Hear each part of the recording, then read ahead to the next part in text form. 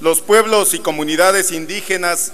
han tenido que enfrentar la hegemonía política y económica de quienes detentan el poder del Estado,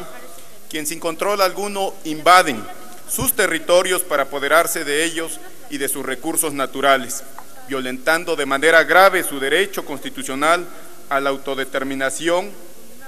a mantener la integridad de sus territorios, a acceder de manera preferente al uso y disfrute de los recursos naturales existentes en ellos y a preservar su identidad cultural. De manera alarmante en los últimos años, hemos visto un sinnúmero de ejemplos de despojo de sus territorios y extracción de recursos naturales, la construcción de presas hidroeléctricas, la extracción minera,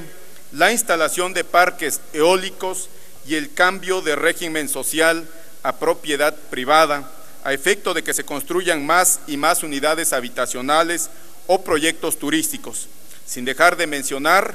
que esto se agravará aún más con la puesta en marcha de la técnica conocida como fractura hidráulica para la extracción de gas natural. Ante la grave situación que en todos los aspectos enfrentan los pueblos y comunidades indígenas, es imperante hacer efectivos los derechos individuales y colectivos consagrados en el artículo 2 de la Constitución Política de los Estados Unidos Mexicanos. Por ello, a manera de abonar en tan apremiante tarea, esta iniciativa va encaminada a garantizar a través de la consulta a los pueblos y comunidades indígenas el reconocimiento y protección de su patrimonio y riqueza cultural, con el objetivo de asegurar el ejercicio de sus derechos.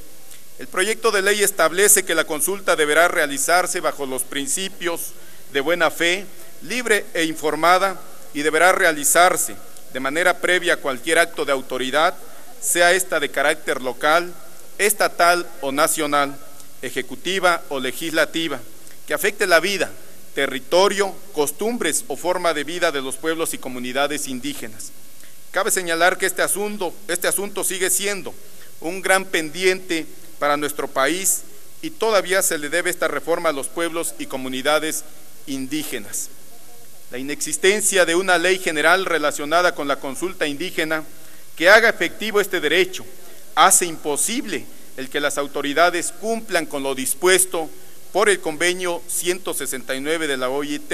y estándares relacionados con la materia. De acuerdo con la Comisión Nacional de Derechos Humanos, la falta de una ley que regule adecuadamente el proceso de consulta impide conocer de manera clara y precisa el contenido y alcance de los derechos de los pueblos indígenas sobre sus tierras, territorios y recursos naturales. Entorpece la eficacia del procedimiento de consulta previa, libre e informada y afecta en los planes de participación de los beneficios.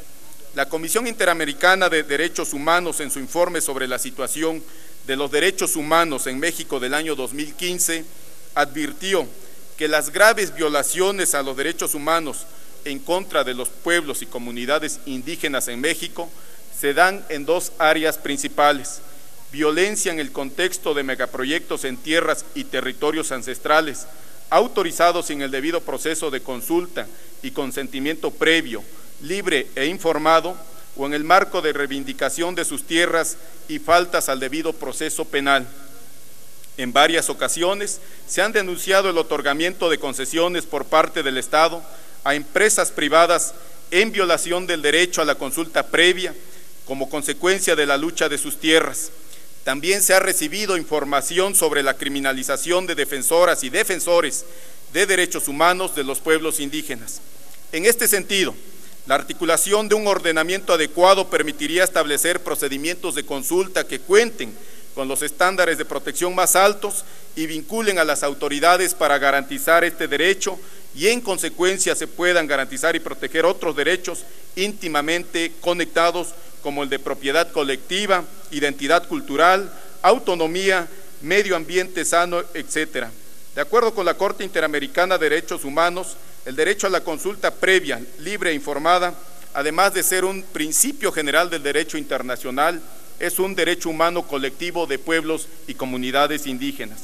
Por lo anterior, en conjunto con mi compañera diputada Araceli Madrigal Sánchez y quienes deseen suscribirla, presentamos a esta soberanía la iniciativa de decreto por el que se expide la Ley General de Consulta Indígena, cuyo objetivo principal es el de garantizar el acceso, ejercicio y respeto de los derechos de las comunidades indígenas durante el desarrollo de proyectos e implementación de medidas administrativas o legislativas que les afecten, armonizando nuestro orden jurídico con los estándares internacionales existentes sobre la materia.